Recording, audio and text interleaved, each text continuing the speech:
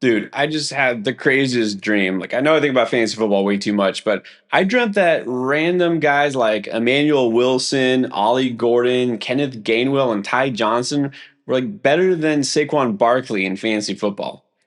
My friend, that was not a dream. That was the waking nightmare that we are now going to call Week 11. It's time to move on to week 12, right? Let's put the past behind us. We're going to talk about all the matchups and all the running backs that matter to figure out who might go off this week. Now we're back to 4 teams on bye. This week it's going to be the Broncos, Chargers, Dolphins, and Commanders. There are still several must-start running backs no matter what. If you got them, fire them up. It's Christian McCaffrey, Jonathan Taylor, Bijan Robinson, Jahmyr Gibbs, James Cook, Travion Henderson, and if he plays, Josh Jacobs. Before we get into the Week 12 matchups, quick reminder, if you haven't yet hit that subscribe button, take a second and do it now. We're still on the way to 100K. Help us get there. Let's kick things off with the first matchup of the week. It's between the Buffalo Bills taking on the Houston Texans. James Cook is still a set and forget. Now, as far as the Texans go, well, I hate to say it, but I think I feel bamboozled. Did we get tricked again by the Woody Marks takeover that didn't actually happen? And what do you expect this week between Marks and then still Nick Chubb? Well, he did technically still take over the backfield. He just did not put up good stats with it. He completely dominated this backfield. I think Woody Marks is the guy here. This is another good matchup. Not quite as good as the Titans, but the Bills are still not a very good run defense. I'm going to say solid, like lower end of the solid. I can't say a running back getting this level of touches can't be solid, but also he's stuck in this offense. The run game isn't very good. So just like more like a floor play. It's crazy to think that, again, I'm not trying to get sucked in again with Woody Marks, right? I'm not that high on him or anything, but he might actually do better against the Bills than against the Titans. Let's face it, this game didn't go as well for the Texans as it should have. Only 44 yards in the ground. Marks was inefficient as running. He only caught one pass. So on the other hand, the Bills are actually not a good run defense, and they might actually need to throw it to a guy like Marks more. So I expect him to be better than last week, but I'm definitely pumping the brakes. I think he's just a high upside flex. And then Nick Chubb, yeah, he's just not a factor anymore. Not that he ever really was. The Colts taking on the Chiefs this week. This one pretty straightforward. You got JT, you start JT. You have a Chiefs running back. It's basically going to be, Kareem Hunt scoring a touchdown, and that's it. Probably. I mean, Pacheco might come back, but you're right. Kareem Hunt's probably going to be the one that scores a touchdown. This isn't like a great matchup, but it's not a bad matchup. I'll say Kareem Hunt, a flex who could score, and Pacheco, just a risky flex because he probably isn't going to score. And Kareem Hunt keeps scoring, keeps getting the chances to score. He's always going to be a flex for that reason, and I still have zero interest in any other Chiefs running back. We also got plenty of more matchups to break down for Week 12. First, while you're getting your fancy lineup set up to win, don't forget to get your winning picks in on Underdog. And if you haven't tried it yet, this is a great time to sign up. Use code ENDGAME, and new customers on Underdog, you're going to get $100 extra bonus funds added to your account instantly. As soon as you play $5 towards any pick, you still get that gimme, an absolutely free pick as soon as you sign up. And still a deposit match of 50%, get up to $1,000 worth of bonus cash also added to your account. Just make sure you use code ENDGAME when you check out. All right, let's break down that Seahawks-Titans matchup. These are both teams that have pretty much timeshares going forward. One is a little bit better than the other, but not that much for fantasy. So let's start on the Seattle side. Kenneth Walker, Zach Charbonnet. Although maybe things have changed a little bit. Do you feel like Walker is slowly gaining ground here, or is that just being a little too optimistic? Well, this is tough because a few weeks ago he gained ground, and then going into week 10, it was like, all right, he might be the guy. This is a good spot. Let's roll him out there. And then it went back to a 50-50. But then in week 11, he kind of took control a little bit again. Even got all the inside the 5 carries, scored a touchdown. Like, okay, here we go. I do worry, though, that maybe this is a trap here. But it's a good matchup against the Titans. I'm going to find out. I'm going to say low end solid here because, again, this could be a trap. We could go back to a 50-50. But for that reason, I'm not going to start Charbonnet this week because if it's like last week and he's not scoring touchdowns, what is he giving you? That's exactly right. Again, I I really want Kenneth Walker to be the lead guy here, but you can't ignore the fact the last couple of weeks, like you said, he's actually getting some red zone carries, some goal line carries. That was the main thing holding him back from at least being a starting caliber player. This is the Titans. The Seahawks are going to want to bounce back strong in this game. So I will go solid with Kenneth Walker as well and probably just sit Charbonnet. And the Titans still have Tony Pollard, Tyjae Spears. Still not sure it matters. Nope, doesn't matter for me. Not starting either. Do you want to get advice from Pierre and myself at the tip of your fingertips? Start, sit, waiver wire, trades, and more? Well, you can do all of this and more on our new app, Draft Lane. We have the ability to view your roster, waivers, and more to give you the right feedback to make the perfect choice. Download Draft Lane from the App Store or Google Play, or use these handy QR codes. And first-time users can use code NGAME to get 10 free credits and get your questions answered today. All right, now a big divisional matchup between the Vikings and the Packers. Let's start in that Vikings backfield. This is Aaron Jones, possibly seeking revenge on his former team. And Jordan Mason there, still pretty much watching Aaron Jones get all the run these days. I mean, do you feel like Jones is just taking over even more of this backfield, asserting control here? Do you feel better about him than, let's say, compared to last week? Because this is a pretty tough defense. Yeah, can't feel as good this week, but he is clearly the guy. It's frustrating that Jordan Mason had that 16-yard touchdown. He only had 6 touches, and one of them is a touchdown. And, Aaron Jones, of course, did not score, but he still gives you such a very high floor with the work he's getting. He looks good. He catches passes. I can't feel as good, but I'm still going to say solid. And Jordan Mason, don't chase that random 16-yard touchdown. He did nothing outside of that.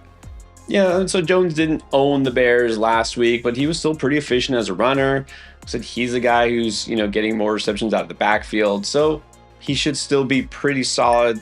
I mean, if the Vikings are smart, they'll lean more on him in the run game and not rely on J.J. McCarthy too much. And then Mason, I think we've known for weeks now, Mason really isn't startable. Now, things could be very different in Green Bay. Of course, Josh Jacobs leaving early with a knee injury. Look, as of right now, obviously, early in the week, he's not been officially ruled out, but it sounds like it would be pretty shocking if he did play, which means Emmanuel Wilson. Now, he was decent filling in for Jacobs last week. How high can you go with Wilson against this Vikings defense? Can't go crazy here, but look, we've seen Wilson for a couple years now. He's not bad. He's not one of these handcuffs where you're like, ooh, this guy is not very good. He's good. He's in this Packers offense, can always give him touchdown potential. The Vikings, not a, fantastic run defense. They're not one of the Bengals, but they're not fantastic. I think he's got to be solid. Yeah, he slots in, as I mentioned on the waiver video, as a pretty solid RB2 in most leagues. Now, of course, depends how deep your league is and who else you got. He's not somebody you have to start, right? Obviously, not a one-to-one replacement for Josh Jacobs, and they probably won't rely on him nearly as much, but this team is, built to run the ball. They've got a good defense. I don't think they're going to have to pass it a ton, so Wilson should get enough volume, at least 15 carries, I would think, so he's solid. Jets taking on the Ravens this week. Might seem like a big mismatch, but, at the same time, we have 2 very talented running backs here. So let's talk matchup. All right, so Breece Hall with the Jets. He's the best thing they got. Pretty much the only thing they got going for them on offense these days. Justin Fields being benched again. I mean, does this mean anything for Breece? I don't know if this means anything for Breece necessarily. I mean, they're going to run the offense through Breece as much as they can. The Ravens have been better since the bye. I keep saying this, but they're still not as tough as the defense he had to face last week, the Patriots, who, pretty much shut him down. But still, he is handcuffed by this offense. But again, the volume he's getting, I can't say he's lower than a solid start because he just gets the ball too much to really bench him. He's getting the volume because who else do they have in the backfield? But also, who else do they have in the passing game?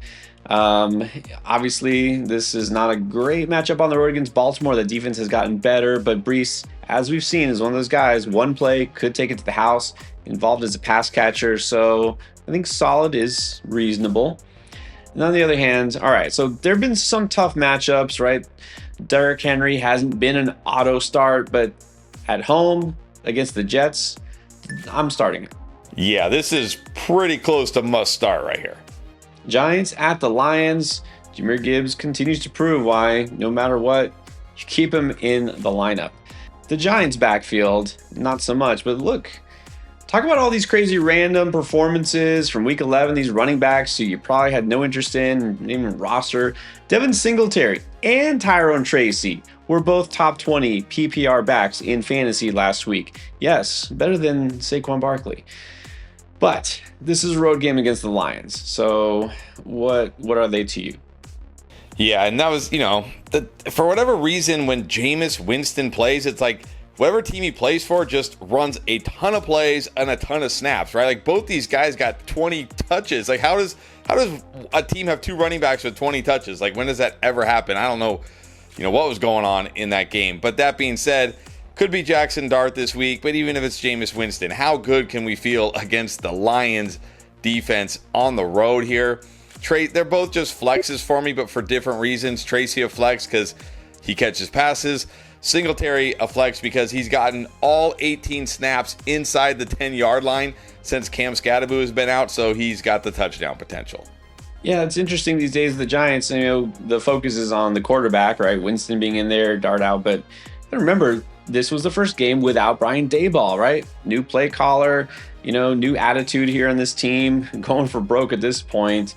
Maybe the focus is let's just try to do what we can with the running game and not force the quarterback to win this game. But they're going to need to pass a lot. It's on the road against the Lions. These guys are flexes only. And I'll tell you what, Detroit, man, I know we have a new play caller or old play caller. Dan Campbell is calling the shots here. Whoever's calling the shots this year for Monty has not been working. David Montgomery has been way more inconsistent than we expected. So is this a get right spot for him? Or do you expect more of the same, just kind of honestly mediocrity? Well, this should be a get right spot. The Giants defense terrible against the run, but yeah, we've just seen he hasn't had the usage. He's feeling very touchdown or bust these days, but this feels like a week where he could score a touchdown. I'm going to say solid, but like very, very low end of the solid here because, again, without a touchdown, what are you really going to get? Well, it's crazy that even though he hasn't been bad, like outright bad most weeks, he's only gone over 75 rushing yards once all season. And that was a while ago. And yet somehow he's averaging 4.5 yards per carry. I'm not sure, but he needs more touches. He could get some this week, so I can't go lower than solid. This does feel like a slight bounce back. This week, the Steelers taking on the Bears in Chicago. All right, so Jaylen Warren, well, he was in a smash spot last week, and he was smashing until he left with an injury. He did come back. Doesn't sound serious, but we're going to have to keep an eye on this because you know how things can change throughout the week. That led to a monster Kenneth Gainwell game. That's right. So let's talk about this matchup here. Look, it's honestly not much worse. And I realize the Bengals are by far the worst defense in the NFL. The Bears are not a great defense, though. So if Warren plays, how good do you feel about him? And if he doesn't, I mean, how do you go on Gainwell? Yeah, this is a good spot. I mean, I know Warren tried to go back in that game, but the coaches were like, no, don't go back in. They didn't really need him. So I don't know. We'll see here. I do think if he plays and he's good to go, Warren's got to be solid. It's not the Bengals, but like you said, this is still a great spot. I'm going to say Kenneth Gainwell if Warren misses, also solid because we've seen if Warren's out, Gainwell's the guy here. So I'm going to say they're both solid based on who plays. Well, let me start with Gainwell first. He was another one of those random running backs that went off for fantasy for absolutely nobody in Week 11. He's not going to do that again, not only because it's not the Bengals, but what he did wasn't even on the ground as a runner. It was as a receiver. We know he's a good receiving back, but he was the leading receiver by far for Pittsburgh. But what's going to change this week, whether Warren is in or not in, is, you got to remember, Aaron Rodgers is probably not going to be in. I think Mason Rudolph will help the offense in general because he will actually push it down the field a bit more, but he's not going to be captain check down like Aaron Rodgers has been. I don't see Gainwell repeating anything close to what he did, even though it's the Bears, so I think he's just a risky flex. Even if Warren misses, he's still just a flex to me. And if Warren plays, he should be solid because he's been getting so much volume, until he got banged up. Now on the Bears side, it's still Swift and Monangai. Swift owners can't be thrilled to see the backup rookie running back stealing goal line carries. Is this just going to be how it is from now on? I don't know. It might be. I mean, I will say Monangai a little bit more involved last week, but Swift still had 21 carries in this game. It's not like Swift, disappeared here. I know it's frustrating when you see Monangai scoring the touchdowns when you have DeAndre Swift, but look, this is a better, the Steelers defense has gotten better, but they still are not great against the run. Chase Brown had a nice game against them last week. I'm going to say Swift solid, Monangai just a flex, but a little bit of a touchdown dependent flex. Yeah, at this point, again, I think it's going to be sort of a timeshare here. No, Swift gets most of the carries, but getting vultured, that's got to hurt. So Swift, I think, is a low-end solid option here, only because of the volume, and it's not a scary matchup. And Monangai, I mean, prefer him better, I guess, in the standard league, but he's a touchdown vulture. He's becoming a little bit Kareem Hunt-esque, so he's a flex. Now we have the Patriots taking on the Bengals this week. I mean, it isn't as simple as hey, any running back who plays Cincinnati, you've got to start him. But this week it is, because Travion Henderson already has broken out. I mean, 3 touchdowns, and now he gets the Bengals defense. Are you really even thinking about starting him? You do it. What about if Ramondre comes back, though? I mean, if Ramondre comes back, I don't think that affects Henderson too much here. I'm still firing him up no matter what. But I think you could at least flex Ramondre Stevenson because it is the Bengals, and we've seen other running backs have success against them, even RB2s like Kenneth Gainwell last week. So I think you can at least flex him this week. Yeah, in this case, because it's the Bengals defense, why not, right? Take a shot and see if Ramondre gets some touches. Nothing personal, Ramondre, but you don't have to come back this year. No pressure. Just let Travion take it from here. Now, as far as the Bengals go, Chase Brown didn't quite crush last week. Well, now he gets to face that Patriots run defense, which is still among the best in the NFL. So now what do we do with Chase Brown? Yeah, kind of like Brees last week. This is kind of how Chase Brown feels to me, right? We know he's going to get the volume, but this is a very tough matchup here. So I'm going to say, again, kind of like what I said with Brees last week, lower end solid here because he does get the volume, but not a great matchup at all. No, I mean, look, for what it's worth, Brown was really good as a runner last week, and didn't get all these touchdowns like guys like Kenneth Gainwell did, but he's still a bell cow. He's still in an offense that before last week had been putting up a lot of points. And look, if Jamar Chase doesn't play because of that suspension that's looming, they're going to have to probably establish the run a little bit more. So Brown is at least a high-end solid for me. Now the Browns taking on the Raiders, battle of the rookie running backs. Let's start with Ashton Genty, who at this point I just kind of feel bad for. I feel like he's criminally underutilized in that offense. He deserves better. He's not getting it this week against that Browns run defense. No, he's not. But he's another one of these guys where it's okay, I know it was kind of weird. Why aren't they giving him the ball last week? But we know he's probably going to get the volume here. He does catch passes. He's a talented player. Yeah, it's a tough matchup, but I can't drop a player like this out of the solid tier. The good thing is he's still catching the ball plenty, and he always has touchdown upside. So yeah, you can't move him too low. It's not a great matchup, but look, the Raiders have not really had a great schedule anyways. The volume alone makes him at least solid. And then as far as Quinshon Judkins, I mean, we knew he wasn't in a great situation, right? He's in Cleveland, obviously. But I've been telling you, I'm a little bit worried. He's been trending down, and the last few weeks, he hasn't even been able to get over 4 yards per carry. In fact, it just so happens that since Joe Flacco was traded away, he hasn't been as efficient as a runner. I don't know if Shedeur Sanders is going to make another appearance ever again, but this cannot be good for this Cleveland offense. No, definitely not good for the Cleveland offense, but he does get to face the Raiders this week. That could help. And again, any running back getting this kind of volume, it's hard not to start him, especially when he's not facing one of the toughest run defenses. But yeah, like you said, he hasn't been super efficient. How good can we feel? Another guy, lower end solid. Yeah, I'm going to have to drop him to the flex tier, even though this isn't a tough defense he's facing. Again, the efficiency isn't there, but also the touchdowns aren't there. Despite that 3 touchdown game against the Dolphins, right, that one outburst, again, since that time that Flacco moved on, Judkins hasn't scored a touchdown in any other game. This offense is just not good enough, so he's a flex just due to volume. Now, Jaguars taking on the Cardinals in Week 12. Got a whole bunch of running backs to talk about here. Now, the Jags was really interesting. First of all, they were dominant in that ground attack last week against the Chargers. It was a little surprising, but we started to see a little more Bashal Tootin. And then just like that, he also left the game with an injury. So it can never be simple, right? Got Etienne here. You got maybe Tootin here, who's starting to come on. How do you feel about them against the Cardinals? I think Etienne's got to be solid. He's been really good since the team's bye. Still getting great usage, chances to score, catching passes, and Arizona not necessarily a tough matchup here at all.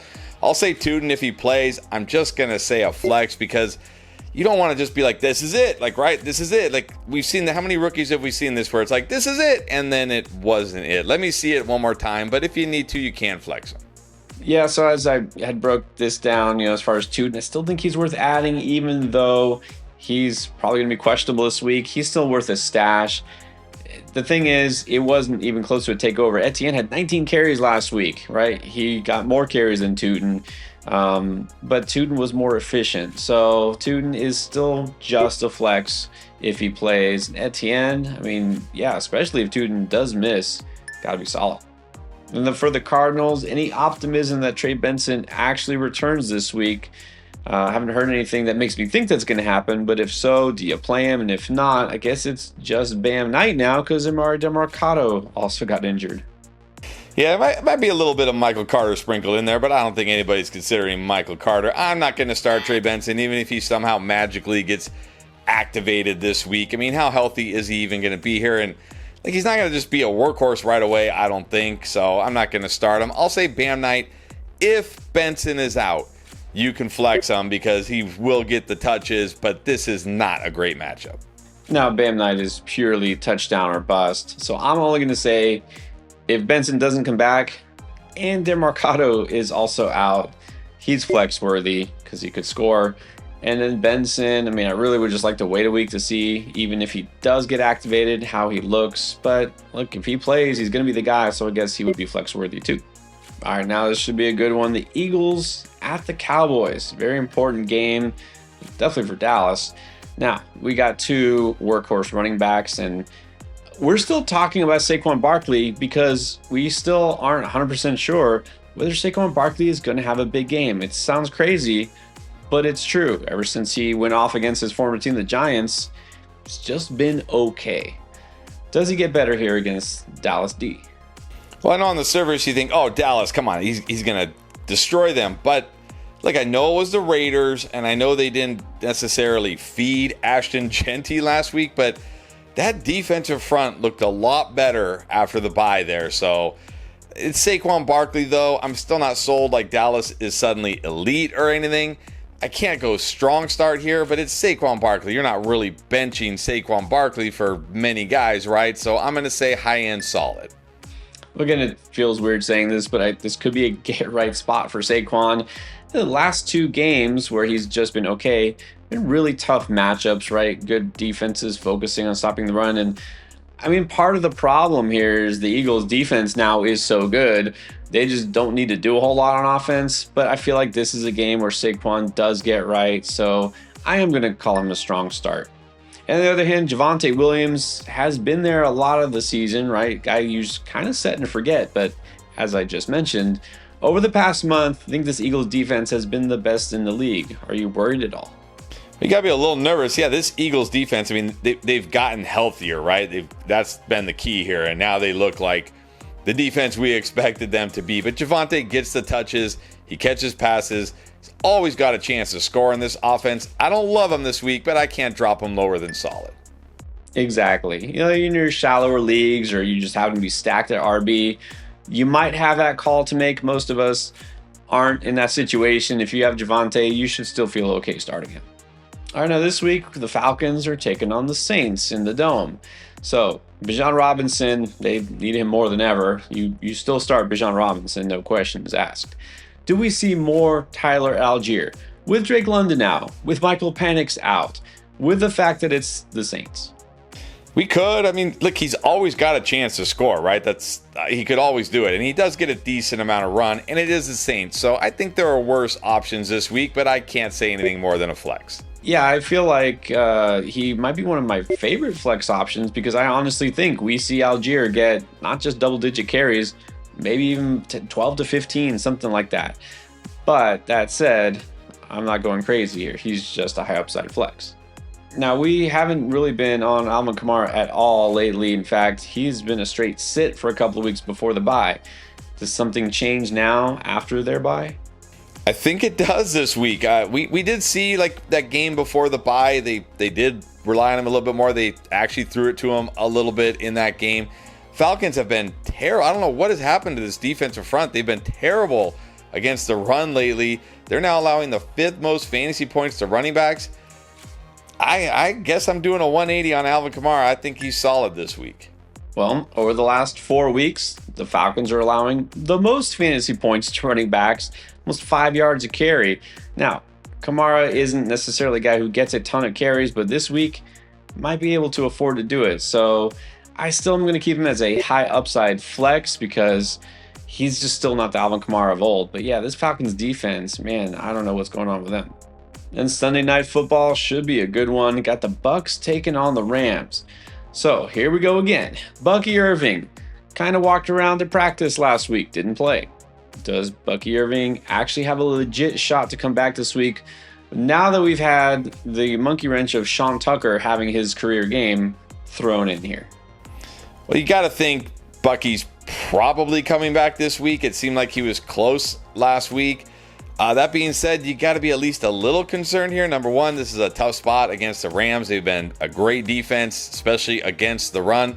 But number two, like you said, like Sean Tucker, maybe he earned some more touches even with Bucky back. But that being said, did you hold Bucky all this time just so when he comes back, you bench him? No, you didn't. But I'm going to say solid here. But again, he's going to be one of my not so favorite solid ones. Rachaad White, even if Bucky's out, you can't even start this guy anymore. I mean, after last week, no chance. And then I'll say Sean Tucker with or without Bucky, a risky flex. If Bucky's out, I think if Bucky's out, he's solid. He's definitely solid, even in a tough matchup. But if Bucky's back, like I expect him to be, a risky flex. Yeah, I think it's okay to wait and find out because Bucky, again, even if he does play, is he really 100%? Are they going to give him a significant amount of carries? Now with Tucker in the mix, I don't think so. I think he's just a risky flex. And this Rams run defense is legit. They're now allowing the 3rd fewest fantasy points to running backs, fewer than 4 yards per carry, only 2 touchdowns on the ground to running backs. It's just not going to be a big Bucky week, even if he's a full go, I don't think. And look, Sean Tucker is going to get some touches, maybe some sort of a committee here. I think he's a flex regardless. Rachaad White now is nothing. And then for the Rams, it's still Kyren Williams in the lead with Blake Corum having somewhat of a role. So the Bucs do have a pretty tough run defense themselves. How do you feel about Kyren this week? Yeah, this isn't one of those spots where I'm like, oh, Kyren should smash. But at the same time, Kyren is always good. He's in a great offense. He could always score a touchdown. He's got to be solid. Corum feels like touchdown or bust, and this does not feel like a matchup where he's going to score. No, Corum's still just a handcuff, although that priority is becoming a little higher as we get closer to the playoffs. And yeah, Kyren, not a smash spot. He can't be lower than solid. Like Tampa Bay is good, but they're not an elite run defense, so you shouldn't be scared to start him for any reason. Then Monday night, we're going to have the Panthers taking on the 49ers. Revenge game for CMC? No, he doesn't need revenge. He's just a must-start anyways. Now, what about Rico Dowdle? For the first time, he looked mortal. Not a great game for him. Somehow, it was a career day for Bryce Young in the passing attack. Is Dave Canales now pulling a 180 on us? I mean, what do you expect this game to look like?